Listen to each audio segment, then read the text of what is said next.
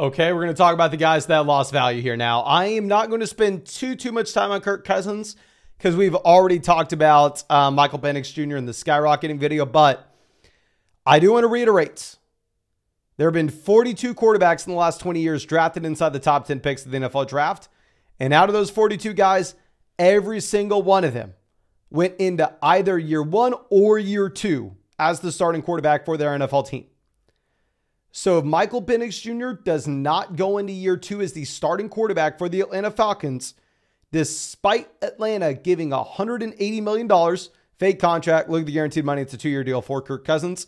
But if Penix is not the starting quarterback in year two, it'll be the first time in NFL history that we have seen that. Now, of course, there's a first for everything. Look at Trey Lance. But with that being said, this puts a clock on Kirk Cousins where when the guaranteed money runs out after year two, Cousins is dunskies. All right. So you either have 1 year left with Cousins or you have 2 years left with Cousins in Atlanta based off the selection. Not saying the Atlanta Falcons made a smart decision to go out there and draft Penix here. Of course, I'm not saying that. But yeah, if I'm going to pull up where we have Cousins now in our rankings, we have dropped Kirk Cousins down behind Levis, behind Stafford, behind Deshaun Watson. He's directly out of like Daniel Jones, Justin Fields, Aaron Rodgers for me. Like, I'm going to give Cousins a slight benefit of the doubt in comparison to Rodgers, knowing Rodgers is 40, Cousins is about to be 36. So maybe they move on from Cousins in 2 years and he finds himself on a different team, which is probably not going to happen with Rodgers. But it's about the range that he's in. Cousins now quarterback 3 in Dynasty. Now, going over to what we have with Chuba Hubbard, I don't want to waste too much time here. Chuba Hubbard's not like he had a ton of value beforehand. If we are looking at where he previously was, Chuba Hubbard in my rankings was RB 36. Now he has to fall behind like Jerome Ford, Nick Chubb, Zach Moss, Raheem Mostert. He probably falls down to being like a low-end RB4. Yeah, Jonathan Brooks goes. Jonathan Brooks will be the starting running back at some point this year. Maybe are able to start Chuba Hubbard at the beginning of the year, but I mean, honestly, it's just a matter of time until the job is Jonathan Brooks. And we can say the same thing. Trey Benson going over to Arizona, not too much of a surprise. James Conner is now RIP. Now, James Conner probably has some hope this season, right? But all these 2017 drafted running backs, I mean, you know, you're just counting down the days until they are no longer viable. I mean, we went through and made the video about this, I want to say 2-3 weeks ago, looking at the historical data. But let's move over and let's look at Kiron Williams. Kiron Williams is the surprise here. And I want to say, in general, y'all know every single year, I mean, we have someone come from left field and nuke a veteran's value. It happens every single season. I feel like this year it's been better than like last year where Kenneth Walker got nuked with Zach Charbonnet. That was a big deal. And that Zach Charbonnet was a phenomenal running back prospect. He goes round 2 of the draft to Seattle, right? This is a little bit of a different story with Blake Corum. Blake Corum ends up going round 3. He's not close to being the prospect that Charbonnet was. And Kiron Williams goes from a running back that was an elite player last season. I want to be fully clear with y'all. Kiron Williams is a running back I did not invest into last year. He won people millions of dollars in tournaments on Underdog. He won people countless Dynasty championships.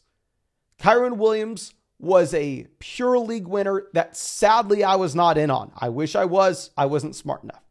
So maybe I am biased against him. But I mean, if you are sitting here with Kiron Williams, was Kiron Williams super efficient with a limited workload and that's why he was a league winner? No, the reason Kiron Williams was a league winner is because he was a workhorse running. He had like a CMC level workload. It was freaking nuts, right? So, I mean, if we're sitting here now thinking, oh, okay, Blake Corum's the starting running back for the Rams. You're wrong. Blake Corum's not the starting running back for the Rams. It is going to be Kiron Williams. Kiron Williams proved more than enough last year to be the starting running back. And this is the worry that we talked about with Kiron at the beginning of the offseason, if y'all remember. The worry is not necessarily that the Rams are going to take someone in round 3 of the draft to go out there and be the starting running back. The concern would be that they take someone round 3 of the draft to make it where Kiron Williams doesn't see 100% of their backfield, and instead he sees 70%. He's instead of one of the few workhorse backs in the NFL, he just looks like a regular starting running back in the year 2024, which that's the concern that you have with Blake Corum coming in. So right now, if I'm heading over to flockfantasy.com, we're going to look at two things. One, we're going to look at the community rankings. In the community rankings, Kiron Williams currently is the RB7. I personally had him as the RB6 beforehand. Y'all know I'm not a big Devon Achane guy, but we are now going to be moving Devon Achane ahead of Kiron Williams. I asked y'all on the live stream last night, Kiron versus ETN, as I wanted to go ETN ahead of Kiron Williams. I thought maybe I was overreacting, and pretty much everybody and their mom was saying Travis Etienne over Kiron Williams at this point, which you don't have to convince me. I'm right there with you. I'm going to go ahead and I'm going to do it. So we're moving Etienne ahead of Kiron. Kiron falling down to RB8. And then I took it one step further and I asked the chat, oh, okay, Saquon Barkley or Kiron Williams. It sounded like a lot of people were on the Barkley train. I don't know right now if I'm going to be able to move him down that far.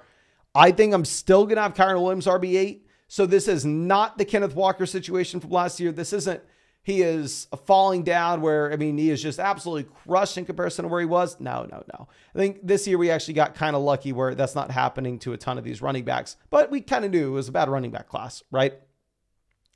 But it's still going to be a negative regardless for Kiron.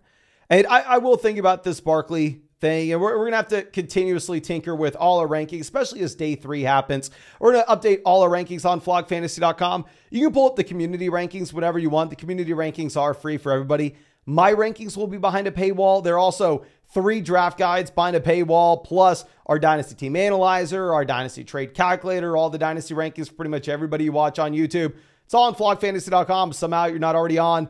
And find the link in the description, find in the comment section. Code FLOCK will get hooked up with 30% off any sub, plus yours truly will break down your Dynasty team in a podcast with code FLOCK. But let's move over to some receivers. DJ Moore is someone that I definitely want to focus in on, and that DJ Moore is not only seeing Keenan Allen added to Chicago, not only is he seeing Allen, but now he has Rome.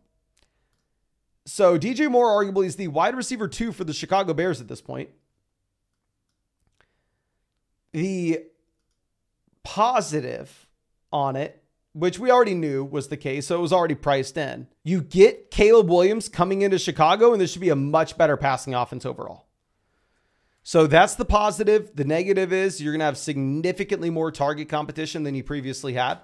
So at the time of this recording, we have not moved the rookies into the overall startup rankings on the site. They're separate in their own rookie rankings. By the time you're watching this, we maybe end up having the rookies in the overall rankings as well. But I currently am putting DJ Moore at wide receiver 14. Now, this is before the rookies. Marvin's going to be ahead of him. Neighbor's going to be ahead of him. Rome will be ahead of him as well. So I think DJ Moore is going to be going down to wide receiver 17. The tier that we are looking at right now is a tier of DJ Moore. Obviously, you get Rome added in. Michael Pittman, you get A.D. Mitchell added in. We'll talk about that one second. Jordan Addison, Zay Flowers, Nico Collins, got Stephon Diggs added in. T. Higgins, Rashee Rice, Tank Dell. So this is now a massive tier of wide receivers where all these guys are extremely close. I don't necessarily know how to rank these players right now. And what's even a bigger question mark is, how are you going to be ranking the other rookie wide receivers that aren't the big 3? How are we going to be viewing Keon Coleman? How are we going to be viewing Ladd McConkey? How are we going to be viewing Xavier Worthy, Brian Thomas Jr. in this tier? Because now if you want to ask yourself, DJ Moore, Brian Thomas, I think it's a legitimate question that you can have. I think that's a conversation you can go to. I mean, even looking at like DJ Moore versus Jordan Addison, Zay Flowers. The thing is, and I said this in the Fantasy Stock Exchange live stream, like, if you're looking at DJ Moore, that's a dynasty asset that only fits a contending team. If you have DJ Moore on your team, you throw him on the trade block, there'll be 3 contenders in your league that are interested. Whereas if you look at Addison, where if you look at Zay Flowers, you look at Brian Thomas Jr., the contending teams, they'll be fine trading for him. They may want him. And also the rebuilding teams would be okay with those guys. So definitely more flexible assets overall, and they'd be easier to move in trades. So it's going to be very difficult with how we break down DJ Moore, because previously he was not down here in this tier, and instead he was up closer to like Waddle, Ayuk, and Devonta Smith. Now let's go over to the Jacksonville Jaguars. Christian Kirk, RIP. I mean, we don't need to spend too much time talking about this. I thought Gabe Davis coming in actually was a good thing, stretching the field. Calvin Ridley gone. Kirk going to dominate targets. They bring Brian Thomas Jr. now. Brian Thomas Jr., I think, is the wide receiver 1 for this team. I think it's going to command a ton of work. So, I mean, I think it's a great move from a Jags perspective. Just hurts Kirk in fantasy, but it's not like he had an insane amount of value anyway. Now, let's look at both Michael Pittman as well as A.D. Mitchell. I think both guys get hurt here. And I want to be very clear. I think if you are looking at A.D. Mitchell going to the Colts, probably a pretty good pick from an Indianapolis Colts perspective, in that you get a deep threat, you get someone to stretch NFL defenses. Hopefully they can't stack the box. Hopefully they can't just go through, bring the safety down. Now, they may have to keep 2 safeties back with A.D. Mitchell's speed. I think it's a good pick from an Indianapolis Colts perspective. Do I think A.D. Mitchell is a good fantasy asset? No. I mean, he's never commanded target volume, whether that's at Georgia, whether that's at Texas. He was literally dead last in this class in yards per route run this year. Analytical profile, laughably bad for A.D. Mitchell. But like I said, I think he can actually be decent from a real life perspective. It's just very different if you're looking at real life value versus fantasy football production, right? And A.D. Mitchell, let's count this out, because I am legitimately intrigued, as it seems like this year you just had an absurd amount of wide receivers selected. How many receivers went ahead of Mitchell here? Marvin, Neighbors, Rome, Brian Thomas, Worthy, Ricky, Leggett, Keon, Ladd, Polk. A.D. Mitchell was the 11th receiver off the board in this draft class. And if you go over to Indianapolis, I think it really helps Anthony Richardson. I think Richardson's more exciting now, but Richardson's a quarterback that's going to run the ball. This is an offense that probably wants to win running the ball. It's not like the passing volume is going to be insane. Michael Pittman's still the wide receiver 1 here. I think A.D. Mitchell's definitely a much better receiver for the Colts than Josh Downs is. As A.D. Mitchell's going to provide that field stretching, that speed element over the top. Downs may be the guy getting targets underneath. So I think A.D. Mitchell's the wide receiver 2 in a run-first offense. And he went significantly later than his projected draft capital was. And he goes as the 11th receiver off the board in the draft. So I am going to be moving Mitchell down. I think he is a mid-second round pick in rookie drafts at this point, in superflex drafts. 1 quarterback, obviously move him up. And Michael Pittman, I think you have to move him down a bit too, because, I mean, A.D. Mitchell should come in. He should see some targets. I think you can make an argument to move Pittman behind the year 2 receivers in Addison, Zay Flowers. I think like DJ Moore, Michael Pittman, Nico Collins, these are wide receivers that, based off the addition of Rome, A.D. Mitchell, and Stephon Diggs, they go from being ahead of those year 2 options to now probably being behind. Now let's go over and let's talk about Michael Mayer. I want to be on record. I thought Michael Mayer had upside, right? I was excited about him going to year 2. I was just taking him in underdog drafts previously.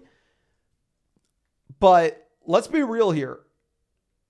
Michael Mayer at upside, it's not like he's a locked and loaded, for sure, stud tight end. No, I mean, he's still pretty much, I want to say, the equivalent of a prospect. Maybe he turns into something. Maybe he doesn't. I don't really know. I don't think the Raiders really know. So if you're the Raiders and you're sitting there and you go, Brock Bowers, the best guy on our board, we can take Bowers, help out the offensive line, and get another weapon for this offense, and tight end's a position where we can throw both Michael Mayer and Brock Bowers on the field together, and we can run some interesting packages. If we want to run 11 personnel, throw Bowers in the slot, sure, let's do it. If we want to keep that same package on the field, hurry up, move Bowers in line, and then or be able to run the ball down with 2 tight ends, let's do it. I think while the Raiders got a ton of crap for taking Bowers when they already had Michael Mayer, I don't think it's nearly as bad of an NFL pick as people are making it out to be. But from a fantasy football perspective, it's not a good landing spot for Bowers. It's a bad offense. You have Devontae Adams. There's probably going to be some 2 tight end sets. So I think Bowers gets a slight knock. And RIP Michael Mayer. I think Michael Mayer could still be a good NFL player. I think he can still get on the field with Bowers, but obviously the target distribution is just going to be thrown way out of whack compared to what you'd previously expect. And moving over to somebody that didn't get drafted here, Troy Franklin did not get drafted. Now, if you go way back to what we had before the NFL Combine, I freaking love Franklin. I mean, this was a wide receiver that checked every single box on paper at Oregon. Goes to the Combine smaller than expected, isn't as athletic as expected. I mean, people hate how he looks in the gauntlet. And then all of a sudden he plummets. He goes from an NFL mock draft database looking like a borderline round 1 NFL pick to now he falls outside the first 3 rounds of the NFL draft. So I'm going to tell you this right now. Troy Franklin is no longer interesting. And despite me liking Troy Franklin back in January, it's how the cookie crumbles. I mean, a lot of times you're going to see, if you go back a few years ago, I thought Isaiah Spiller was interesting until the NFL Combine happened. And then Combine happens and go, okay, yeah, we can't take this guy. So Franklin, loser of the offseason pretty much, and obviously loser of the draft. Trying to think if there's anybody else that lost. I mean, I guess maybe you say that, I don't know, a couple other rookies that you could have potentially expected to get drafted, like maybe Jalen Wright is a loser here.